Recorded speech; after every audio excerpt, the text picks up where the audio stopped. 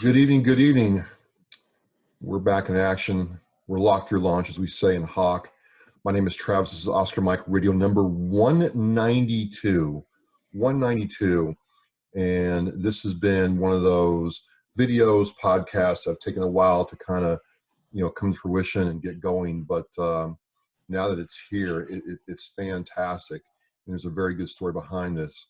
I'm pleased to introduce two parts of the trident here of this book we're going to talk about, The Warrior's Book of Virtues. The authors are two of the three authors of the book, The Warrior's Book of Virtues. Gentlemen, welcome to Oscar Mike Radio. Thanks, Travis. Thanks for having us here.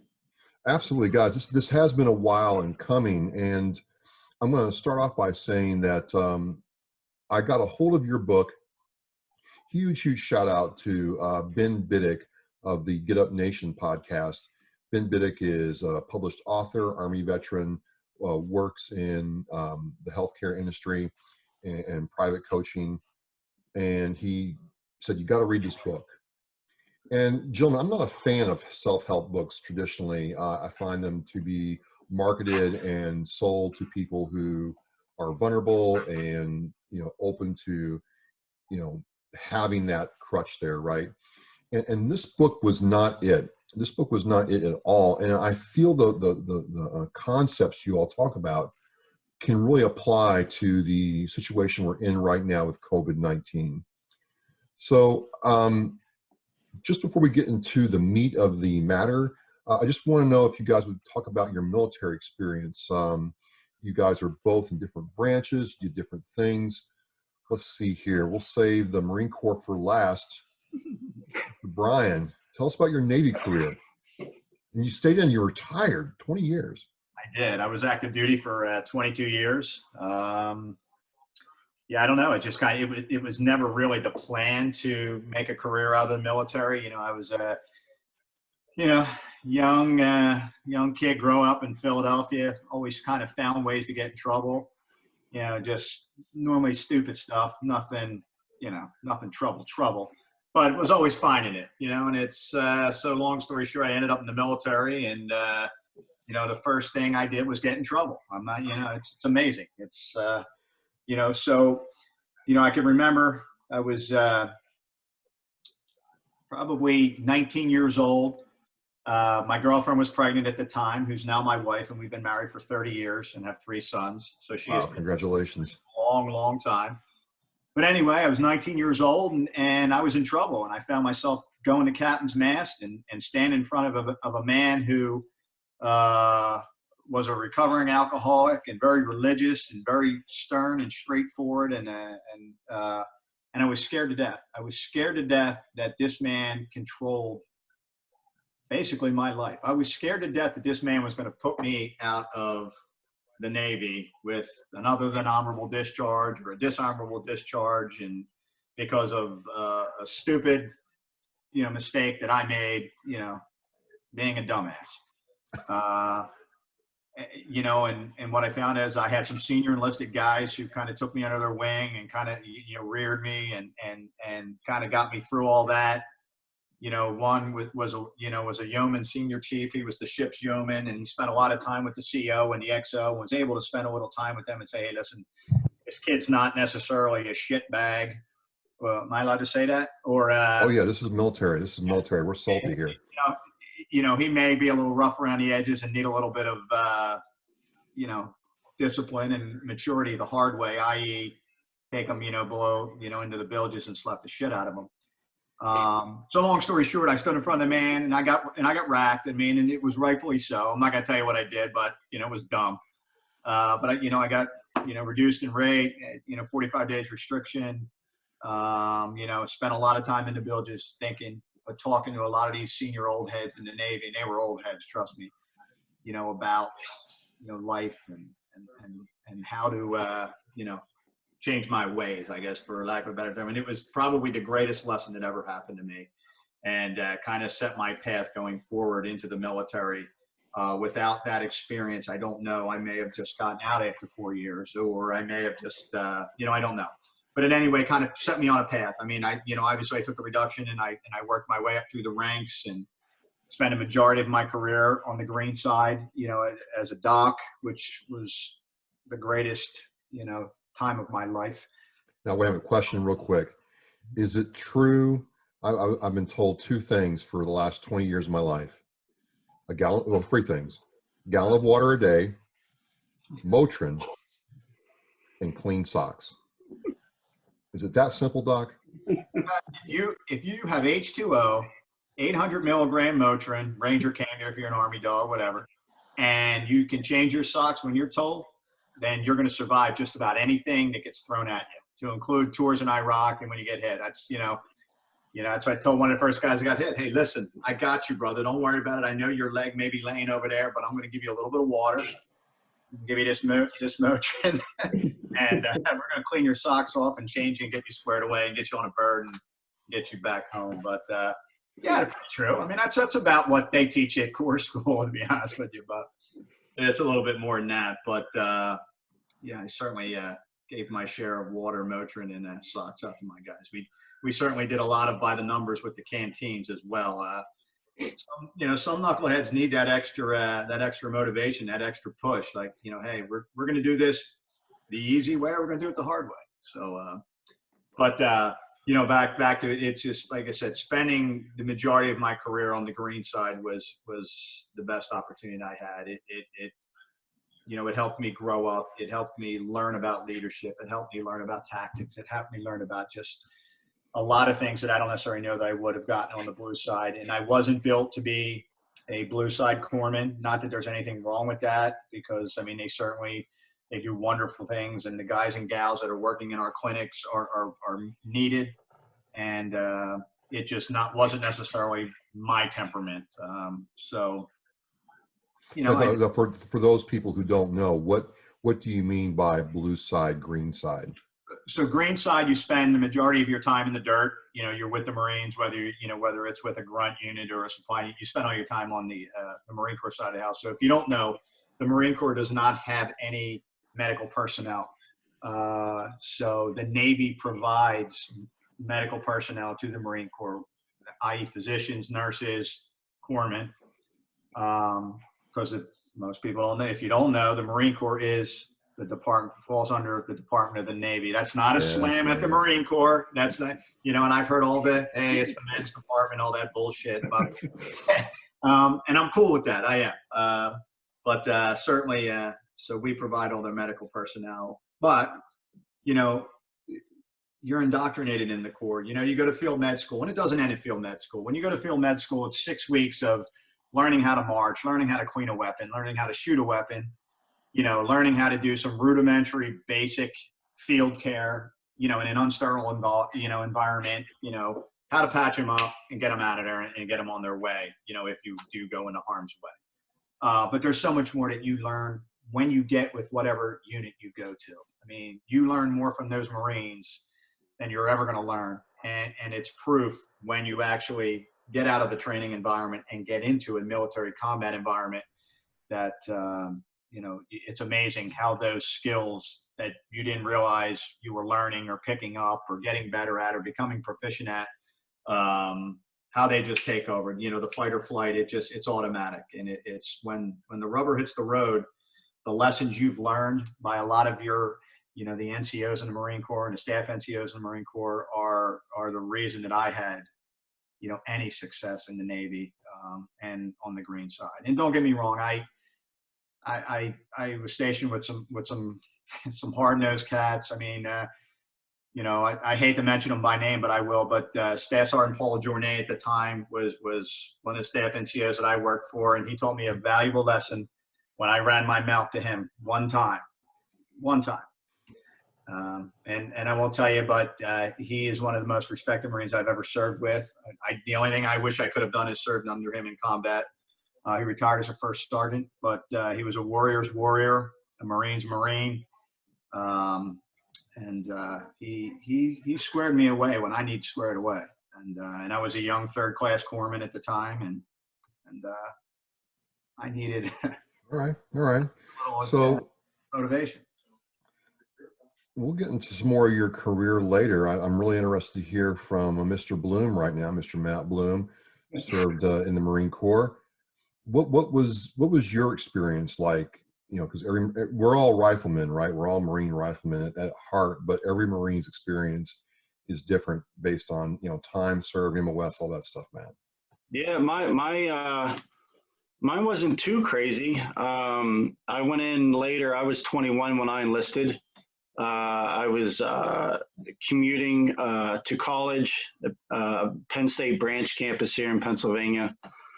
I didn't have any direction at all. I mean, I had, Buzz went and got in trouble and scared straight, and me, I just wandered around for 3 years not knowing what the hell I wanted to do. I started at Penn State for business, switched to engineering, and then finally switched to criminal justice because I just had no clue. So I enlisted in the reserves here. There's a military police unit here in Pittsburgh. No, it's not as bad as you think. So our unit it was not a garrison unit. We all did field operations. So we never wrote tickets. We didn't do any, like, I couldn't tell you, like, someone asked me, like, what's a 10 code? I'm like, I don't know what the hell a 10 code is. What the fuck is that? So we all did, route reconnaissance, prisoner detainee stuff. I mean, we did all that. We were in the field.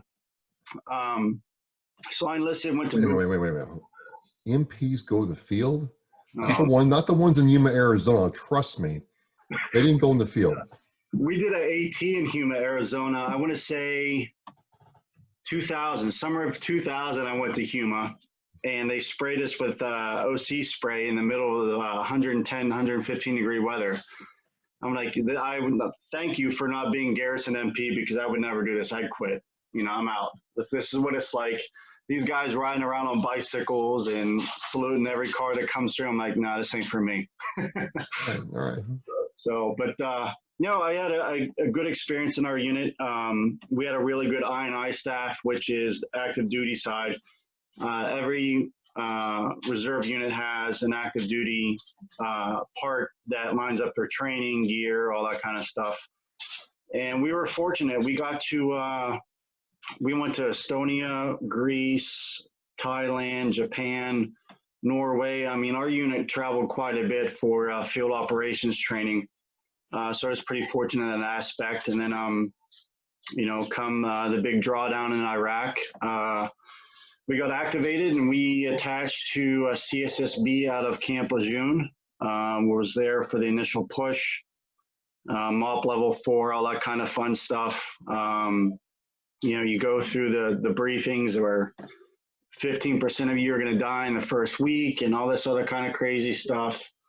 And I think I was 24 at that time or something. And, it kind of is very eye-opening to what shit, I got to get my life together here, because I'm just bouncing around and not having a clue. And then after that deployment, we came home and met Buzz. Actually, Buzz helped us out in Lejeune when we came back. He attached to our unit as an I&I corpsman and got us squared away there. It's a pretty good story. And then it was we had the birthday ball, as Marines know, on the weekend of November 10th. It was actually, I think we had it on the 10th. And then next day was Veterans Day. It was a Monday. And we got called from our unit, said, hey, we're getting activated again. And then Buzz has quite the stories about getting to go with us, because they weren't going to let him go with us at the time. And so we deployed the second time, and Buzz and I and our platoon, great unit, great platoon, though. I mean, we were sent down to Fallujah, and we're part of Operation Phantom Fury in November of 2004. So we spent some time down there, and I enjoyed it. I would go back with those guys in a heartbeat. I think, as Marines, it's a very tight brotherhood, and those were lessons and experiences that I've taken with me and I use today in my daily life as a police officer. And it's nothing I would regret, or I would do it again in a heartbeat. So came back and finished out my 8 years with the Corps, and turned down OCS to not the delight of my commanding officer. So I figured it was, What's that? For me, because I remember putting that damn package together for you, sweetheart. I know. We had 4 business days to put the OCS package is probably, you put it all together, it's a half-inch thick of paperwork. And yeah, we had 4 business days to put it together, and went on terminal leave, which is, vacation more or less. And they called me and, hey, your school date's October. I'm like, no, it's not. And this was in August. I'm like, now I'm getting out. So ended up getting out after 8 years, and yeah, here we are. Cool. We're going to stop right here for a sponsor break.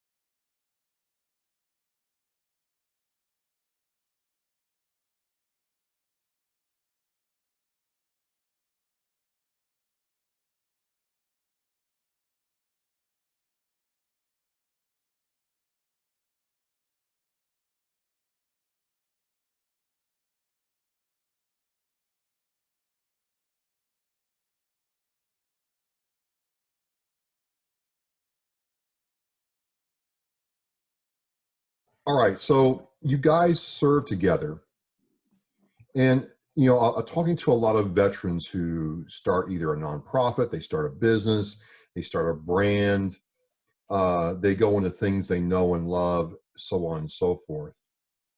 What happened? I'm trying to get some context and some history around what got you 3 together. You guys obviously knew each other from serving together, but what was it that in your mind said, we need to do something to write this book? Because this just didn't come in a vacuum. There had to be some events or some experiences that led you 3 to say, we're drawing a line and saying, we're going to do this thing, we're going to start doing this, and these principles need to be talked about. Yeah, I'll start and I'll let Buzz finish. Bennis and I and Buzz have always kept in contact. Bennis is very entrepreneurial. He's done some startups. He loves business aspect. And he had written a book called Mental Health Emergencies. And he had me read that and, do a review. And I was like, this is great. We should do something military related. And he's like, send me something. I was like, all right, whatever, Nick. He's kind of one of those guys you don't want to gaff off, but you're like, whatever, you're just flowing. And Buzz and I worked at the VA hospital together from 2007 till 13. And then when I became a social worker, Buzz and I both worked in the Operation Enduring Freedom Clinic. And I think what drove us to do it is because we were seeing some of the level of disgust, not in care. No, I mean, we're not, we could sit here and people want to bash the VA, whatever. I get my care there to this day.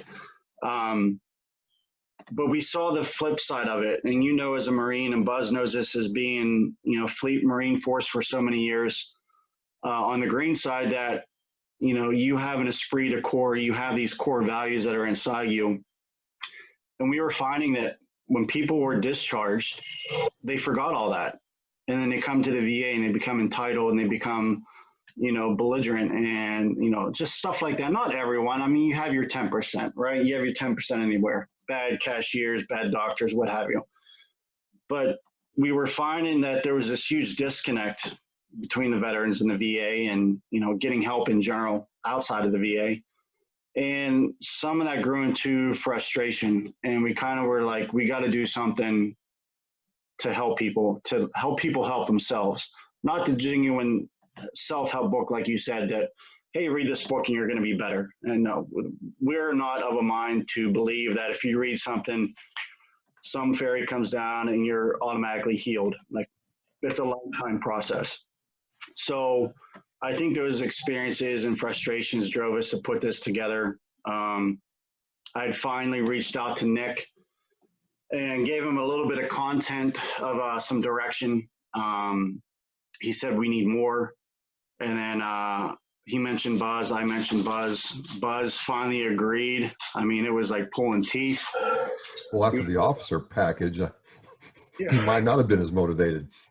You would have thought he was getting the silver bullet or something like that. It was like, God, come on, man, just give us an answer. But we pulled him in, and you know, we had 3 of us online doing a Google Doc. We had some outside help with Ben Biddick and Carol Richmond, who helped us translate our stories into English. It just came together on a Google Doc. So Well, there's a will, there's a way. So what was your involvement, Buzz, with this? Well, initially, like I said, you know, when they approached me, and I love Nick as well, but you know, I always, you know, I used to call Nick, you know, I always thought he was a shyster, like, you know, it's like that used car salesman. I'm like, oh, Jesus Christ, dude, what are you calling me about now? You know, what, you know, how are we going to make, you know, millions now? Blah blah blah, that kind of good stuff, and you know, so I probably gaffed him off a little bit, to be honest with you. And he's not the kind of guy you gaff off, because he just keeps coming. He's relentless, you know, similar to me, just in different ways. You know, and then I talked to Matt a little bit about it and some ideas about it. And, you know, but I was, you know, my concern was, you know, I had a lot going on to VA. I was an advocate, you know, Matt was a social worker in the clinic. I was an advocate outside the walls of the VA. So my role was, you know, to be in the community, you know, tracking these guys and gals down who were struggling, who were, you know, dealing with whatever they were dealing with and facing whatever demons they were facing with. And I worked at the VISN level, which in Marine Corps speak is kind of like the regimental battalion level, you know, for a certain geographical region.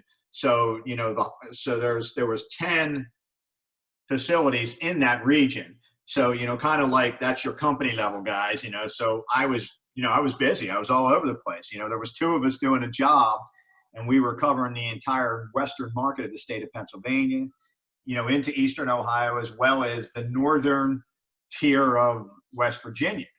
So there was a lot going on. We were busy. Our caseloads were crazy. You know, and Matt was calling every day, and the other social workers on the team were calling every day saying, hey, you know, we're struggling with this guy, or he's struggling, or this gal is having an issue, or, you know, we have someone who's in crisis, and, you know, and I was just busy. So I kind of just, it wasn't that I didn't want to do it. My concern was I wasn't sure that I could, you know, dedicate the amount of time that it was going to take to do this. I mean, I had never written a book before. I mean, you know, I don't even know if I could make a coloring book, let alone write a damn book, you know? So, you know, I eventually agreed, you know, but my concern was, it's like, listen, you know, I mean, this sounds like it's a lot of work, and not that I'm afraid of hard work, I'm certainly not. And it's not like it's hard work, you know, physical hard work, it's mental hard work. You know, there's a lot of thought that's got to come into it. I'm a hyper guy. I don't sit still very often, as you can probably see in the picture. So my concern was, am I going to be able to do this mentally? Am I going to be able to do this? And, but I eventually agreed, and, you know, and then it was like, oh, Jesus, what did I get myself into? You know, I'd get an email from Nick or from the publisher saying, hey, you know, I need 180 words on whatever, you know, in 2 days. I'm like, 180, you know, what? You know, what do you want me to say? I don't know what to say. I don't know what to write. I don't even know how to write. You know, and I'm not even going to make fun of you guys in the crayons, because that's something new. I was an old school Marine Corps, but all that crayon stuff. But, you know, I'm like, I don't know how the hell to write. I don't know what to write. You know, I'm a dumbass from Philadelphia.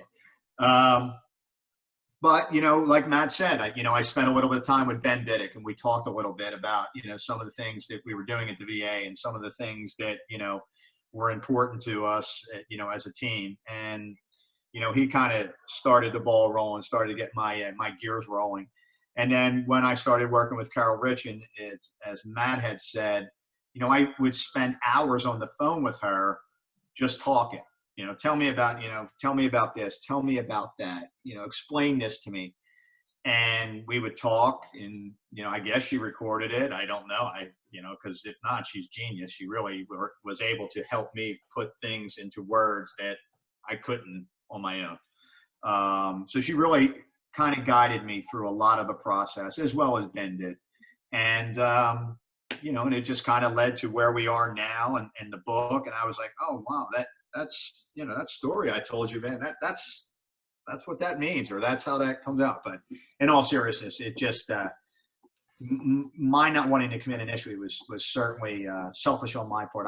My concern was I could not dedicate the amount of time that I thought was needed. And it was time consuming. There was a lot of late nights. There was a lot of really thinking through things and coming up with, answers, and then phone calls and with Matt and Nick and Carol and Ben, and then you had to get up in the morning and go do your regular job, and that might be chasing a veteran, somewhere, working with a veteran who was homeless under a bridge, or working with a veteran who was incarcerated because he got in trouble for whatever, as well as getting them to engage in the VA, which a lot of them aren't doing.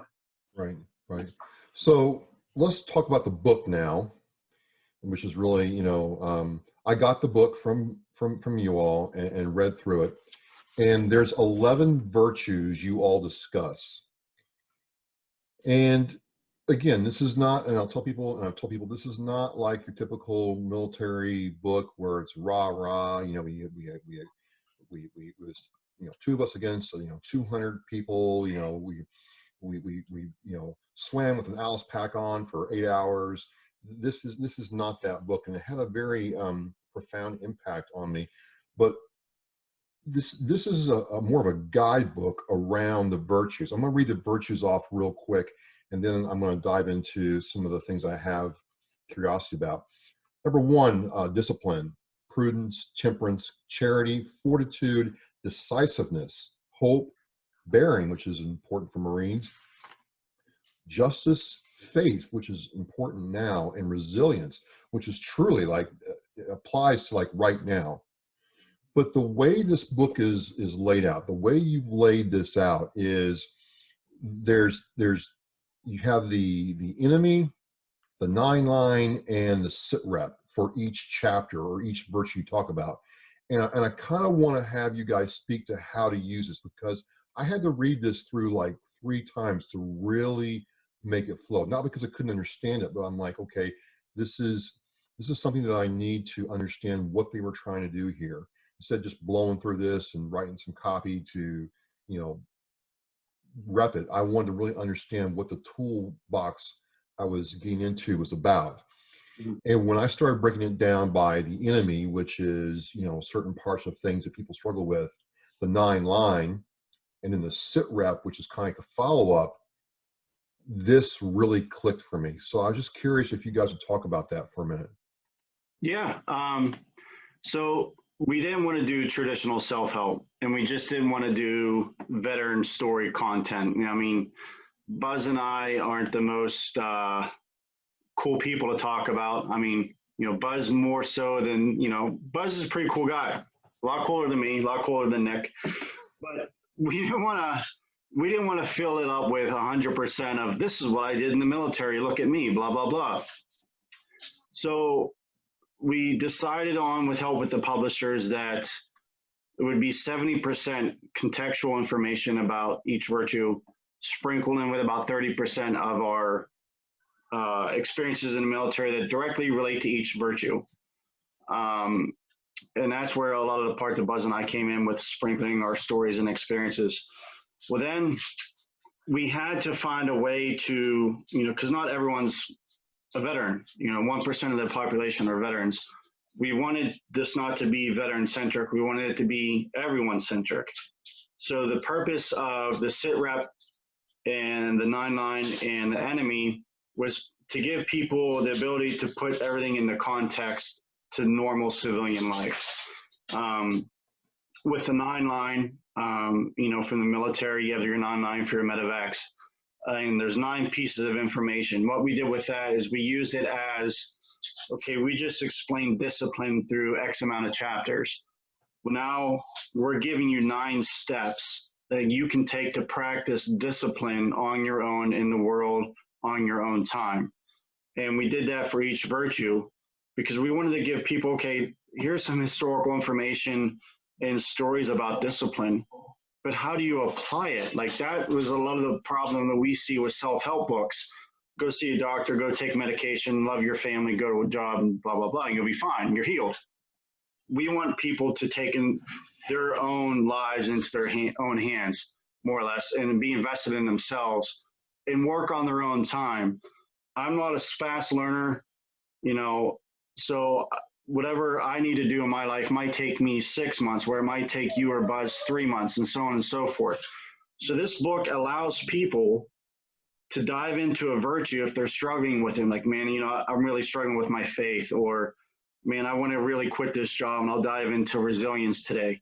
This book allows you to pick each virtue on your own time. Like you kind of said, you 3-4 times to dive through it to kind of get the gist of it.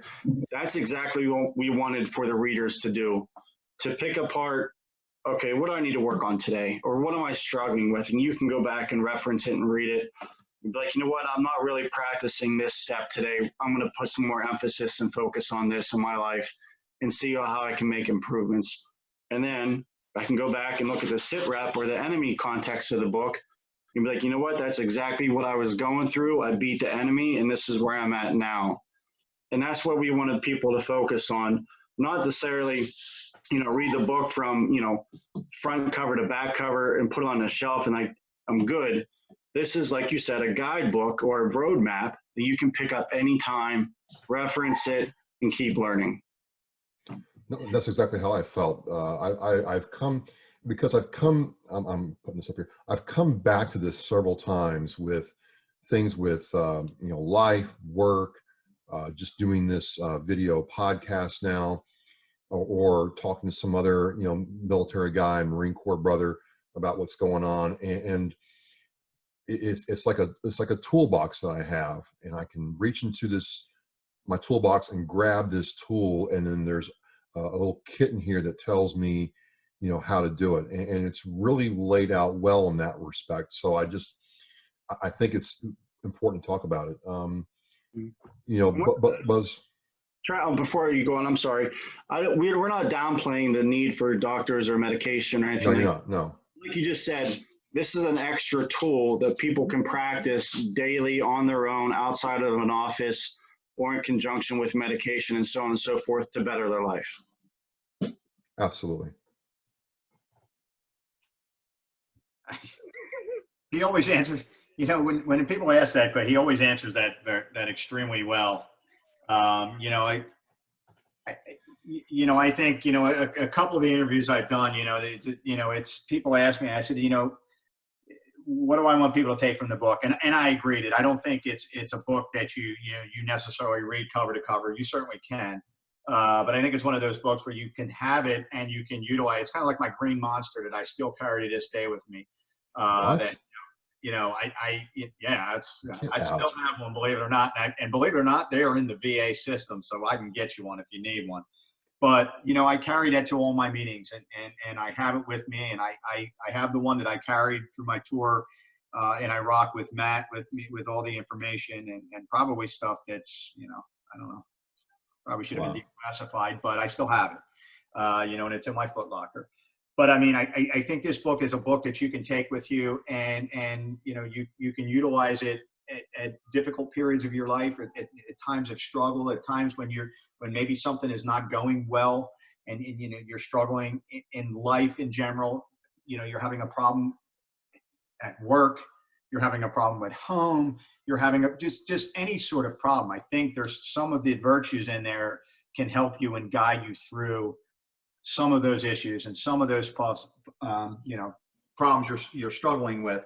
I mean, it really can help guide you and get you through some of those things. I mean, because it's hard to say, well, what does fortitude mean? Or what is, like you said, resilience mean? How do I utilize them in my everyday life? And even at times I had to sit down and think about it, like, oh, okay, that makes sense to me, or I can do that. And I can say, you know what, and if I continue to work at it and continue to get better and work towards it, I'm going to be okay.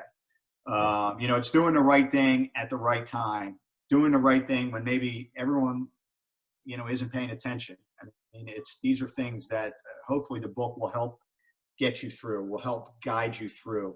Like I said, I'm not saying it's the answer for everything. I mean, but I think it's something that you can utilize and can help you out.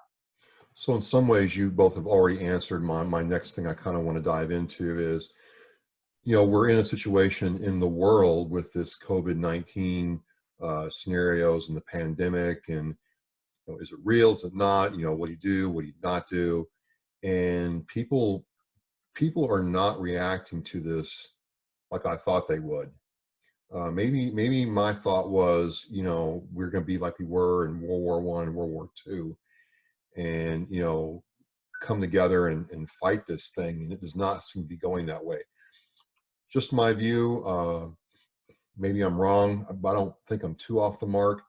But one of the things that kind of stood out was the whole chapter on resilience here really talks about how to take things that you don't know or things that are affecting you that you don't really understand and find that inner course to move through them. So I'm kind of curious, how can somebody picking this up, again, this is the Warrior's Book of Virtues, how can people just pick this up and start very slowly getting help from this book? I mean, I know you guys have kind of answered that, but if we could dive into it just a bit deeper, I think. Matthew, you want it? So like we just said, we can go from virtue to virtue and read at our own pace, and like you said, one topic at a time. So I think for someone who just buys this book off the top and looks at it, we have really good forward. We have a really good roadmap that explains the layout of the book. But then they should just dive into whichever virtue suits them at that time. Me personally, I would suggest for everyone to read discipline first. That is the first virtue we talk about, and it's the hallmark of the Marine Corps.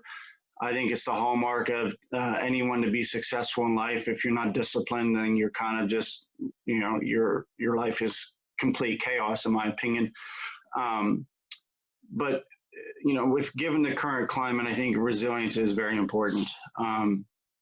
And to kind of translate that into what's going on now, and I kind of would second your opinion. I would thought everyone would come together, and kind of like we saw in our generation with 9/11.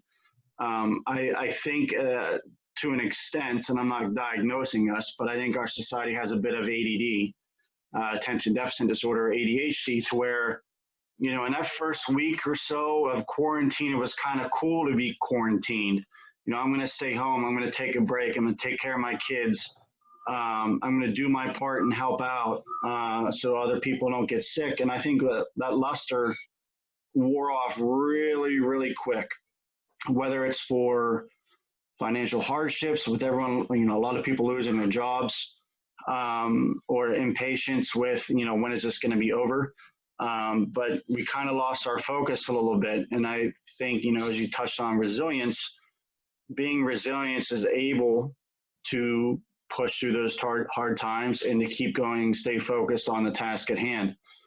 And I think for people, if they pick up and they read the book, they're going to see that. And, we do provide information and stories from personal things that have happened in our lives that will help them understand and put things into perspective. On a daily basis, I have a girlfriend and we don't live together. And, she was, her father was in the military, and she wasn't alive for him to go away for more than 2 weeks. And, she's like, every day, this is rough, this is rough. I'm like, you know what, I empathize with you. I said, I'd rather you vent to me, because for me, this is fine. Like, this is like a deployment. Like, this is an easy deployment, and a lot of people are like, well, the news said this and the news said that. I'm like, this is genuinely what happens in the military. It's not if something happens, it's when it's going to happen. And the plan you got from your company commander is going to change 10 times before you execute it. And I'm putting that lightly. It's probably more like 15, 20 times. And it's hard for people to kind of put that in perspective unless they've been through this type of situation like we were in the military. And I think, a lot of people can gain some confidence and understanding with the information we have in the book. Buzz and I kind of struggled at first to kind of we do have social media outlets for the book. And we didn't want to get too wrapped up into, pushing the book per se. And I don't think that's what we're even doing now. I think with this conversation, we're comforting people and educating people to take stock in themselves and to find out what works for them. But I think, like you said, that given the present climate, it is time to talk more at hand for people to understand that, hey, these resources are out there. Take a look at it. If it works, great. If it doesn't, then move on. But I'd be hard pressed for someone to read our book and not be able to take at least one or a couple of things from it that would actually help them out today. Absolutely. I mean, it certainly helped me through some of the things I was going through the last year, and just normal day-to-day stuff, and how to, I mean, both of you gentlemen who served in the, Navy Marine Corps mindset, the first thing we learn in boot camp is know yourself and seek self-improvement. And this book forced me to improve certain areas of my life that weren't like catastrophic failures, but definitely needed some attention. So I think it does work. Is there a way people can contact, reach out to you, or reach out to, where the book is? I'm just asking, is like there a website for the book or anything like that? Where is that website, Matt? We haven't set up the website per se. We have the title of the book on Facebook and Instagram. We have set up messaging and emails on the Facebook page. Okay. So, we've had some messages, but honestly, I would encourage people, Buzz and I and Nick, all have access to the social media pages as administrators. If someone needs to reach out, if they want to talk, if they have a question, if they have any kind of comments, definitely reach us at our social media pages. Like I said, it's on Instagram, it's the Warriors Book of Virtues, and on Facebook, it's the same thing if they search it. And they can reach out to us anytime. I'll have the links to all those social media outlets in the descriptions for this podcast and the video on the video feeds for Oscar Mike Radio, so you'll be able to click right there. Gentlemen, it's my understanding, looking at it, that this is on Amazon. I'll have that link as well, and it's $10.99 for your Kindle and $14.99 for the hardback. And I'm going to hear already, well, that's a lot of money. Well, no. If you can buy Starbucks three times a week, or go to, the liquor store right now and get yourself some liquid courage, you can take the time to buy this bad boy. So I just thought that, and again, people, for those of you who didn't know, is I got this when it came out. I got this book when it came out, and we tried, we certainly did. We talked about it and we tried to get it working out, and one thing or the other got in the way.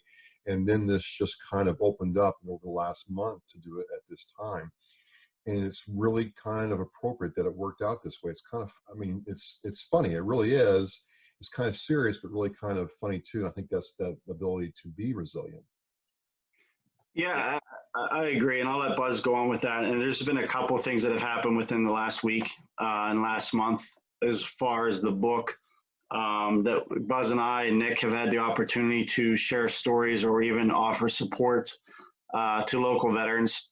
And at first, when you get involved in something like this, you want to do it now. This, not that I'm sick of this hurry up and wait stuff that I had to deal with in the military. But as we've waited, these opportunities have flourished into something really, really positive. Yeah, and in light of, the current world climate and this pandemic that we're dealing with now, people are frightened. People are scared.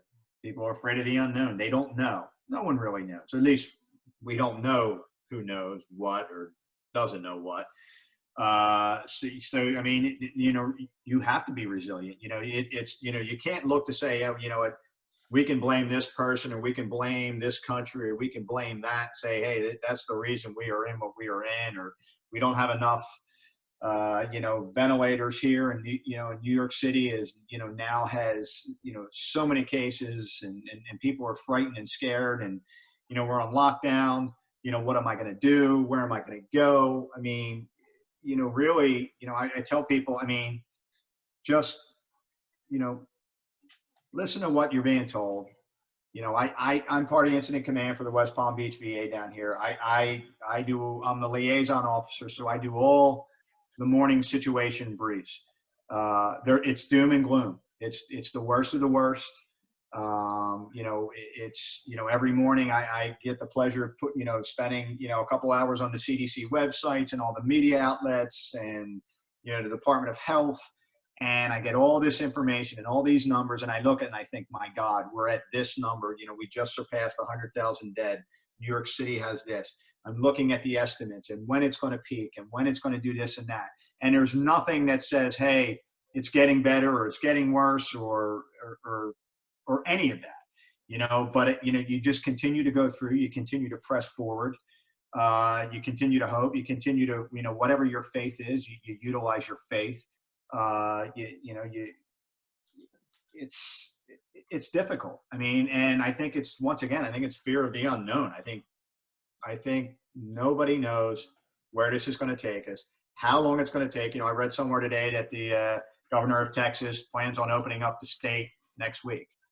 Well, I don't know if that's the right answer or the wrong answer. And I don't know that I'm the person to say whether it is or isn't. Then you have Governor Cuomo in New York City who, is saying what he's saying, and the governor here in Florida is under pressure because he opened churches for Easter tomorrow. Well, once again, to me, you're being told social distancing should help. It is helping. We're getting, we're learning more from it.